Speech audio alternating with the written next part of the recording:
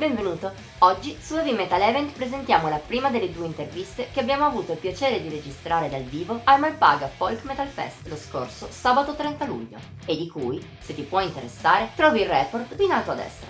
Si è prestato alle nostre domande Marco Greyhall, cantante dei Legacy of Silence, che ringraziamo per la disponibilità. Perdonate il caos in sottofondo, ma non avendo a disposizione il backstage in quel momento, abbiamo dovuto condurla un po' dove capitava. Detto questo, ecco a voi l'intervista.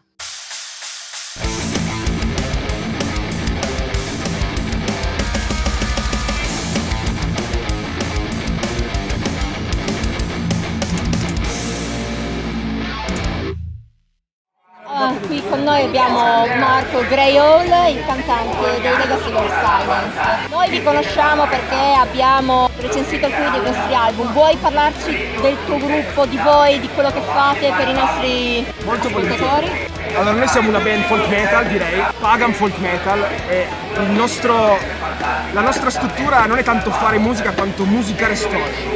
Noi abbiamo delle storie che parlano di filosofia, di mitologia, di sensazioni, di qualsiasi esperienza di vita e le musichiamo. Infatti io credo molto anche nel rapporto col pubblico raccontando qualcosa del pezzo che sto per andare a cantare. In effetti voi che non c'eravate al concerto, tutte le storie erano precedentemente raccontate per spiegare di cosa stavamo per ascoltare. Un paio di anni fa ci siamo occupati del vostro album Our Forest Sing. A colpirci era stato in particolare lo stile tra melodeath, metalcore e folk. Come è nato questo connubio così particolare?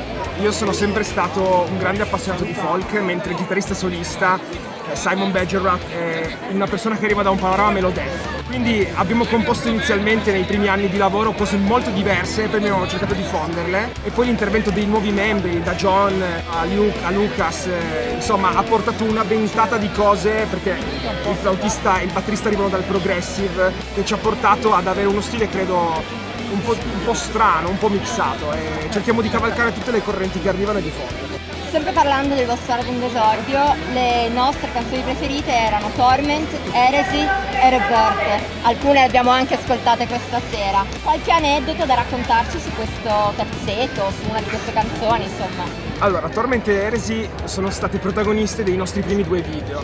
In particolare Heresy è stata un'avventura incredibile perché abbiamo preso 30 amici, gente con cui normalmente andiamo a berci una birra, e li abbiamo trascinati nel cuore dell'inverno a girare questo video per 3 giorni, a prenderci a spadate in mezzo al nulla, ed è stata un'avventura irraccontabile, non saprei neanche da che parte iniziare. È stata un'esperienza incredibile che mi porterò sempre nel cuore. E da come ne parli deve essere stato abbastanza divertente, ecco, è stata una bellissima cosa. Il Malpaga è ritornato dopo anni. Che emozione avete provato? Cosa avete provato a stare su quel palco? Tenete conto che noi eravamo stati scritturati per il Malpaga 2020. Per noi era un po' l'esordio, perché dopo l'album, l'etichetta discografica, un po' di concerti in giro, quell'anno eravamo molto carichi, avevamo un live con il Furor Gallico a Torino all'Audiodrome e poi il Malpaga in estate e ci sentivamo prontissimi. Poi è arrivato il Covid e ha spento il sogno. Tornarci adesso, dopo la morte e la rinascita, è fantastico. Per noi è un nuovo inizio. Ci riserveranno in futuro i Legacy of Silence? Avete dei piani o adesso tour e via? Adesso stiamo lavorando al nuovo album, perché è stata proprio un'impresa faticosa, nel senso che abbiamo voluto raccogliere idee di tutti e io in particolare ho voluto battere il chiodo sul fatto che voglio mettere l'italiano. Infatti il nuovo album avrà moltissime parti in italiano, molte più parti pulite, ci stiamo lavorando, quindi l'autunno e il prossimo inverno saranno dedicate all'album. Ok, questa è l'ultima domanda e a piacere di quello che vuoi, saluta come preferisci.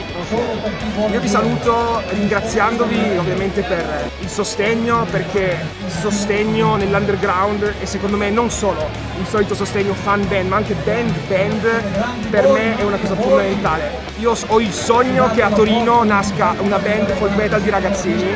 Se ci siete, se state provando, chiamatemi e iniziamo a suonare. Perfetto, grazie mille, buona serata, ciao e grazie.